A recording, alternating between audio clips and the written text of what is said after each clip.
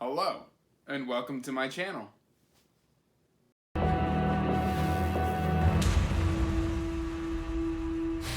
Hey everyone, welcome back to Andrew's Wizardly Reads, and today I have got another book review for you. That book is going to be Sins of Empire by Mr. Brian McClellan. This is book number 4 in the Powder Mage saga, or book number 1 of Gods and Powder.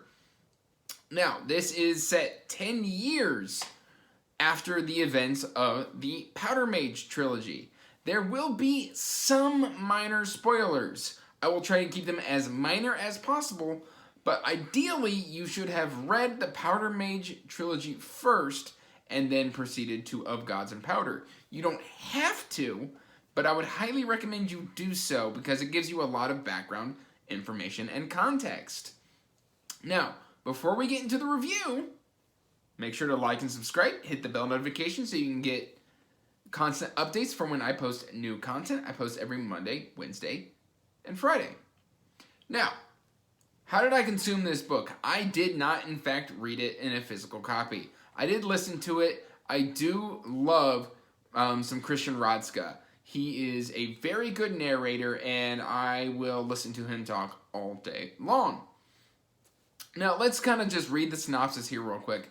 Kind of got it here off screen, so I'm going to move my eyes over here. So, a world on the cusp of a new age. The young nation of Fatrasta is a turbulent place, a frontier destination for criminals, fortune hunters, brave settlers, and sorcerers seeking relics of the past.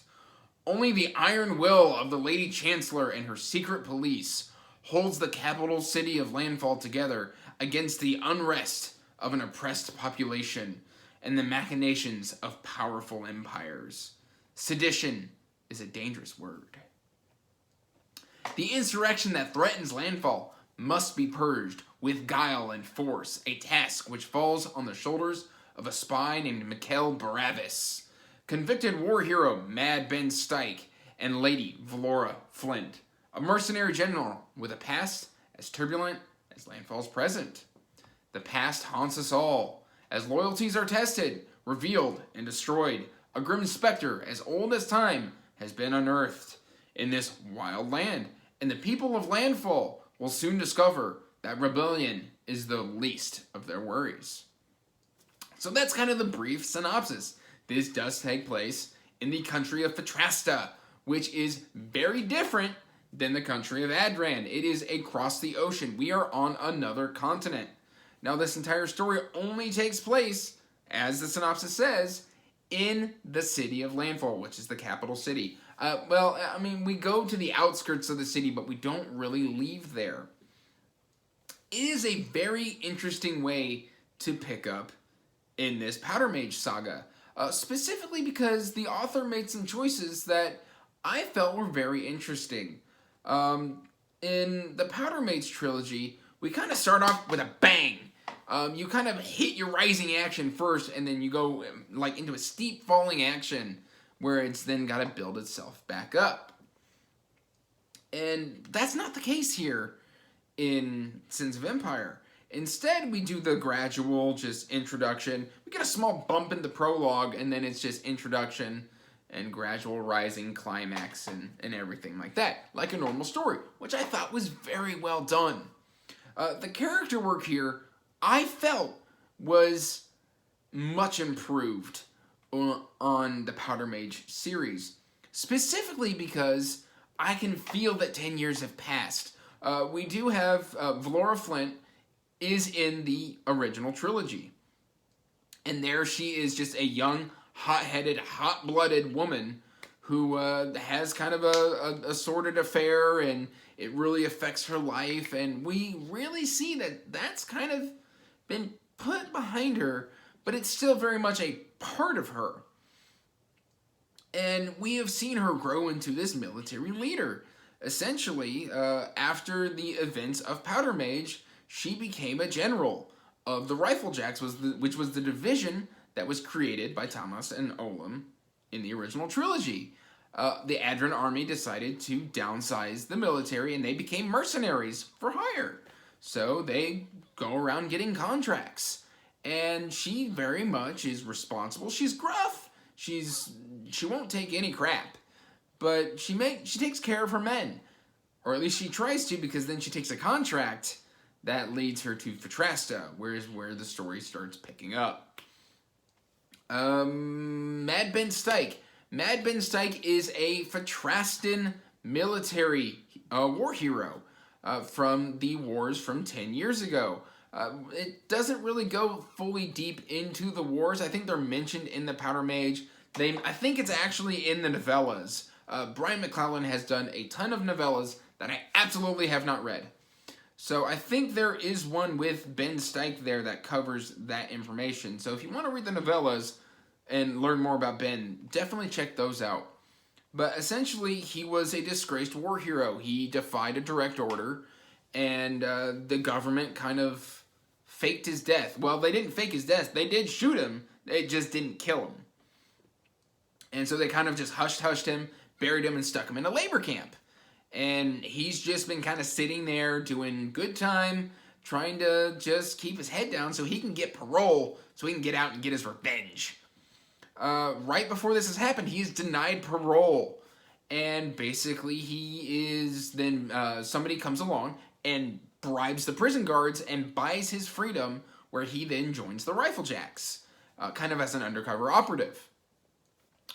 What's really interesting about Ben is Ben wants revenge. He wants it more than anything, but at the same time, he's very brash, very hot-headed, and very in-the-moment type of character. He's willing to wait to get his revenge, but at the same time, he's itching for it bad. He feels like he has been wronged. He feels like his men have been wronged.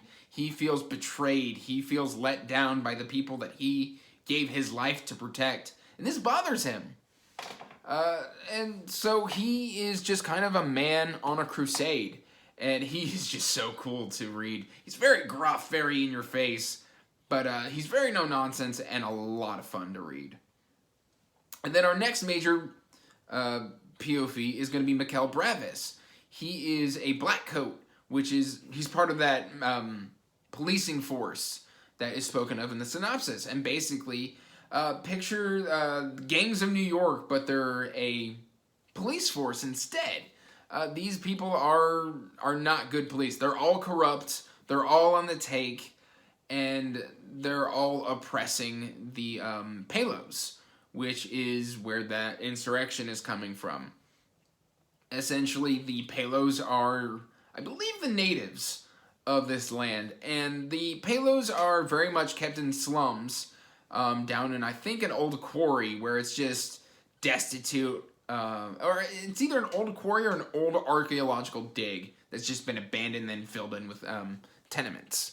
And they all live down there, and it's very dangerous to go down there if you are not a Palo. The Blackcoats stay out of there as much as possible. Even Lady Flora is very hesitant to go down there because she doesn't want her men to be killed.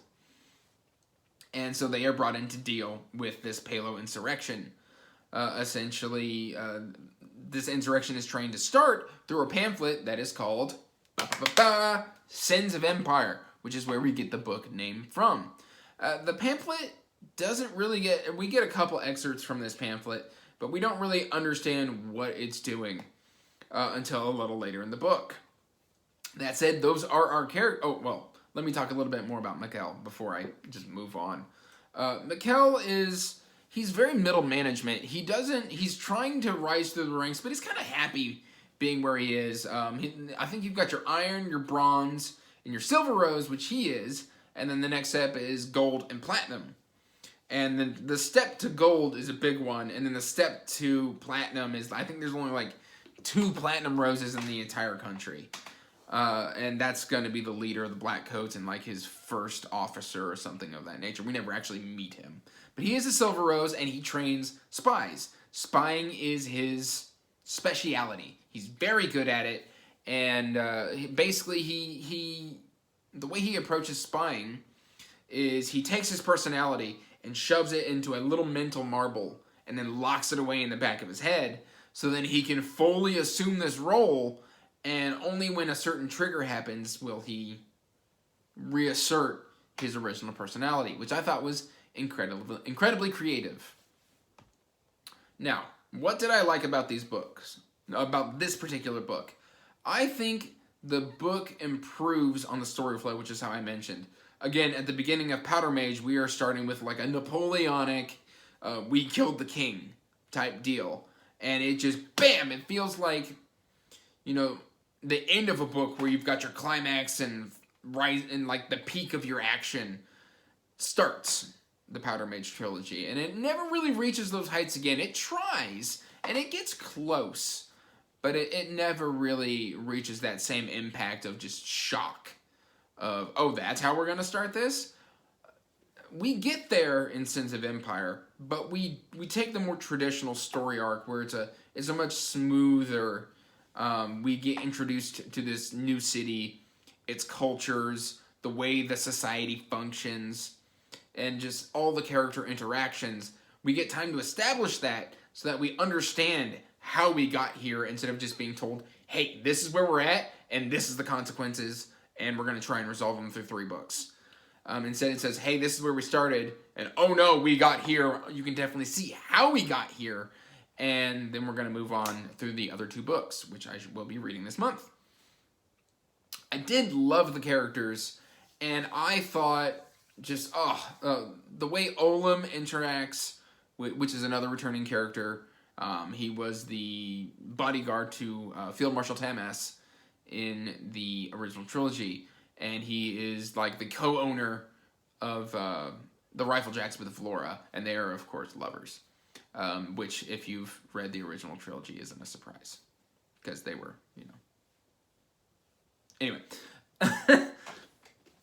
but I love the way that Olam and Flora played off each other.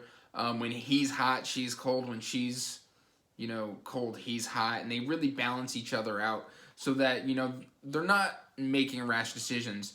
And if they do make a rash decision and get one up on the other one, they get called to task for it. And I really, really liked that. What I loved about Ben is you got to see the soft side of Ben, the hard side of Ben, the regretful side of Ben, the vengeful side of Ben, the angry side of Ben. You got to see all of Ben. Ben is fantastic. I think easily my favorite character in this book. And that's good because he does get a lot of page time. My least favorite would be Mikkel. Specifically because when it comes to like sneaking around and spying and stuff like that, those tend to be kind of themes in books that, while I enjoy, it's not going to be my bread and butter. Which is kind of his role. I did end up liking him in the end, and where he ends up is kind of funny, and it's like, how did that happen? And it's just like, oh, okay, I guess this is where we're at. So I really liked where Mikkel ended up. It just took getting there for me to really love it. Again, I did like the pacing. I'm really excited to start the next book. And yeah, I think that should be next week. Well, I'll probably have started it by the time this video comes out. So don't listen to whatever I tell you here. What did I dislike? Okay. So I did almost DNF this book. I came that close. Specifically, I felt that the author hadn't grown enough to give me something original. And what I mean by that is I felt like I was reading the original Powder Mage. Basically, all of these new characters were slotted into very familiar roles. Mikkel became the Inspector Adamat from the first trilogy, where he's just kind of going around snooping and investigating, and he has to figure things out. And again, Adamat was not my favorite character. I don't think his characterization should have been taken past book 1 in the first trilogy, and he's in all 3. Like, they really stretched him. So I didn't like that, but luckily, right when I was getting ready to DNF, Mikkel's role got flipped. And then Mad Ben Stike, I felt, was too much like Taniel Two-Shot in the original trilogy. He was the Grizzly War hero with a drug issue, and and it felt too similar. And then luckily I didn't have any issues with Ben because he's a lot more likable than Taniel is in the original trilogy. You just gotta love Mad Ben Stike. He is funny, he is gruff, and he's just kind of cool.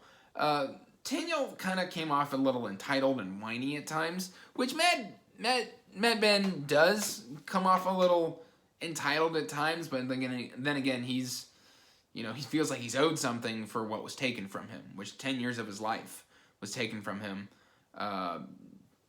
just on a whim. And then Valora didn't get a lot of screen time. Like, she did have chapters throughout this book, specifically dedicated sections. But when I think of the book, I think of Mikkel and Ben instead of Valora. And so I felt, she was supposed to be this shoo-in for Tamas, and I didn't really agree with that. And right as I was getting ready to DNF, the entire book just went on a spin, and I really enjoyed where it just kind of shot off in a new direction. And that happened, I think, around 40%. And then from then on, it was just, I was in, I was good to go, I was happy, and I was enjoying myself. So I did luckily hang in there long enough, and now I am just excited as all get out to start the next book. What did I like about the structure of this book? You know me, I'm always going to talk about the structure. We had decent-sized chapters, which I really, really appreciate. We had a multi-rotating POV, which is always refreshing because sometimes you can get really bogged down in what a character's doing. There were times when Mikkel was doing something, I was like, God, I don't want to read the next chapter of this. And then it didn't come up with for another 40 pages, which I always really enjoy that kind of downtime. So that was good. And then, like I said, I really enjoy that we got to experience the rising action instead of going straight to rising action, straight down into falling action, and then never achieving those heights. Would I recommend this book? Yes, I would recommend, if you have read Powder Mage, go ahead and try Of Gods and Powder. It is well worth it, and I am predicting right now that I am going to enjoy this more than I did the original trilogy. I did give this a 4 out of 5, and I cannot wait to get to the next one. So, like always, the link to the Discord is down in the description. Until next time, guys, stay magical. Peace out. Bye.